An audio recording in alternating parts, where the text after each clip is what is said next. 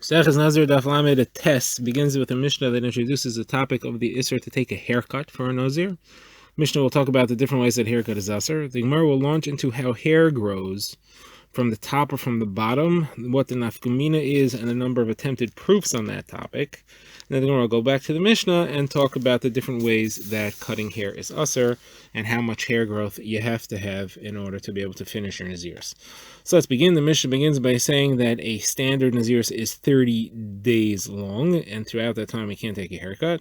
If his hair is cut by force, either he cuts it himself or someone cuts it for him. If he's caught by people and they force him to take a haircut, it knocks out the 30 days and he has to do them over again. Now, the understanding here is that he needs to have enough hair growth to be able to finish his Naziris. To finish his Naziris, he has to have growth of hair, and we'll see that the Gemara will discuss this in more at length. Now, what type of hair growth, what type of hair removal is Asr? So the Mishnah says whether it's with scissors or a razor or even just plucked out, all these violate the Isser. Okay, now the Gemara begins. The Gemara has a question. When hair grows, does it grow by being pushed up from the skin? And the new hair is what's at the bottom near the root, and what's at the tips at the ends is the old hair? Or does it go the other way? Does it add on to the end, and the new hair is what's on the end, and the old hair stays at the bottom? Says the Gemara, who cares? Why is that important?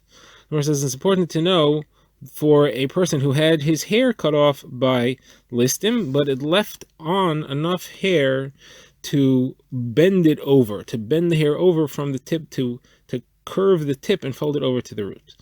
Now, the Mepharshim explained that's a 7-day growth of hair, and that's really all you need to be able to finish your Naziris and bring the Karbanas Naziris.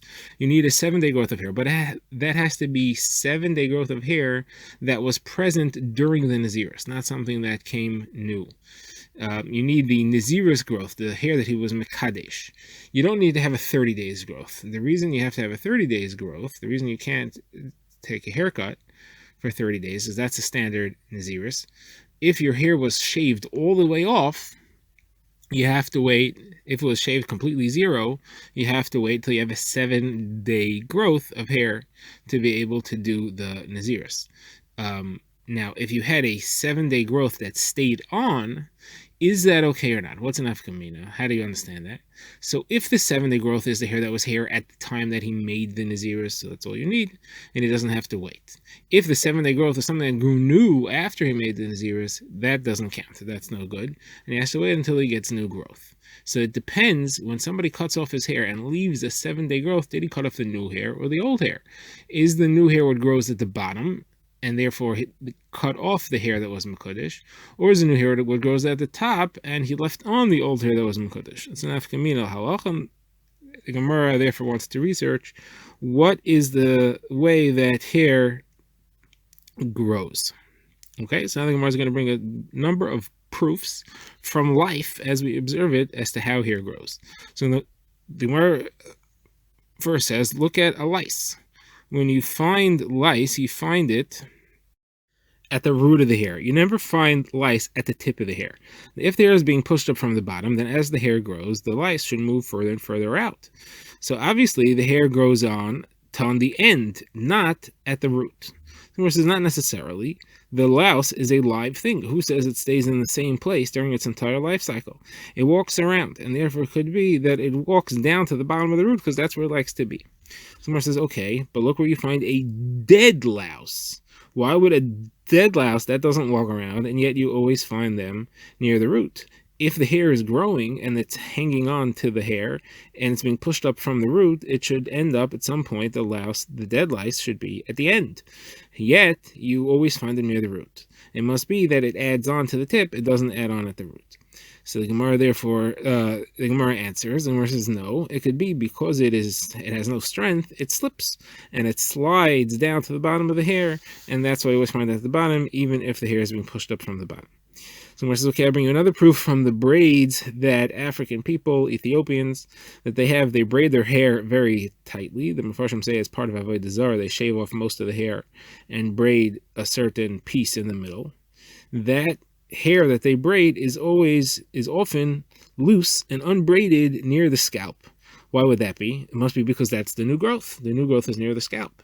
That's the unbraided part. If the new growth was on the tip, it should be loose and unbraided at the tip and tight near the scalp. Versus no, not necessarily. It could just be that because it's pulled tight near the scalp and people lie on it, and therefore it gets pulled loose because of their lying on it. That's why it falls out.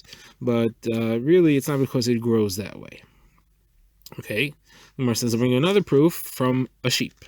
When you count your sheep from Ma'aseh Behema, the 10th one gets painted with a red stripe. Now that red stripe makes the wool matted and stuck together, and it's only at the top.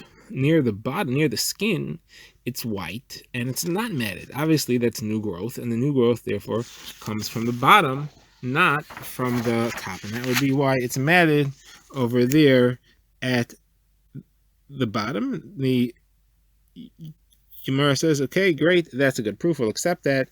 Hair grows from the bottom. Asks Zamar, then we have a problem, because you have a brisa that says, if you have a Nazir that was shaved by people who captured him, and they left enough hair on to be able to fold it over to the root, he doesn't have to do anything over. That's good enough. That proves that the new hair must be the hair that grows at the tip, and you shaved off the new hair, and what's left is the old hair, the opposite of what we're proving. So what's the pshat? How come this is good enough if it wasn't the hair that was on his head at the time that he was mekadesh, because the new hair grows at the root? So the Gemara says the answer is that this is Rabbi Elazar. And what we're talking about here is where they caught him and they shaved him after he finished his Naziris. So he did a full Naziris, they shaved him off, and Rabbi Elazar holds that just like Tumah, if a person becomes Tameh on the last day of his Naziris, when he finished the Naziris before he brings a Korbanos, he doesn't have to redo his Naziris, he only has to wait 7 days until he can be Metaher. So too, somebody who gets shaved also has to wait only 7 days.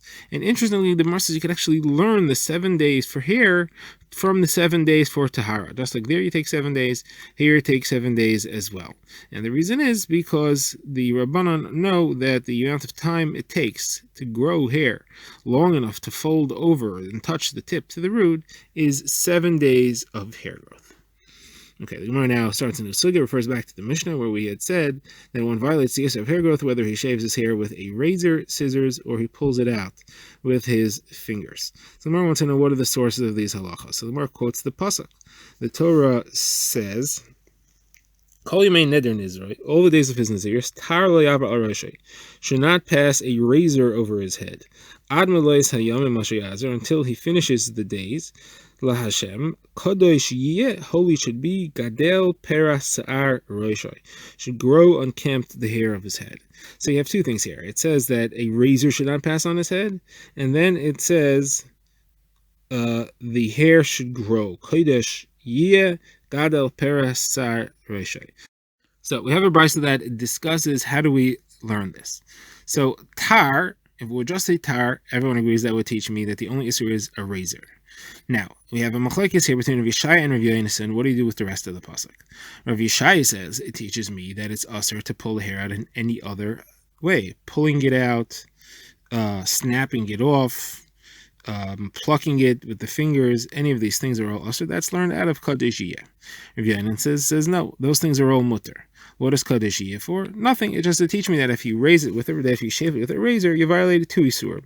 One is tar lo yavar, and the other is Kadosh Yeh.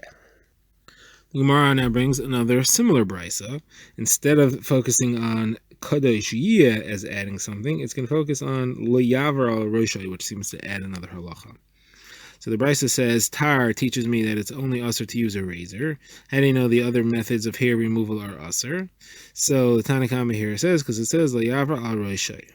So the Gemara says, so the brisa says, well, since you're including everything, what's the point of saying tar? Why do you mention that? So the brisa explains, because it's teaching me that at the end, when he actually takes a haircut, it has to be done with a razor. It can't be done in any other way. And I need you to teach me that because I have no other way of knowing that halacha. And here you have a bit of a machlekes. So Tanakhama says you can't learn that out of a mitzayra. Mitzayra, you have to use a razor. But can't learn that out of there because there, a mitzayra has to shave his entire body. So maybe only he has to use a razor. But a Nazir doesn't have to shave his entire body, just his head. Maybe he doesn't have to use a razor. Now, Rebbe says, no, the Torah, you don't need any of this. The Torah is very clear. It says, Tali avaroshi ad melois yemei nazir. It says until you finish the days of his naziris, which implies when he finishes, then you're going to use the razor. So that's pretty clear, pretty straight out. So the Gemara says, okay, so then according to that, why do I need Tali avar al roshai? What's that for?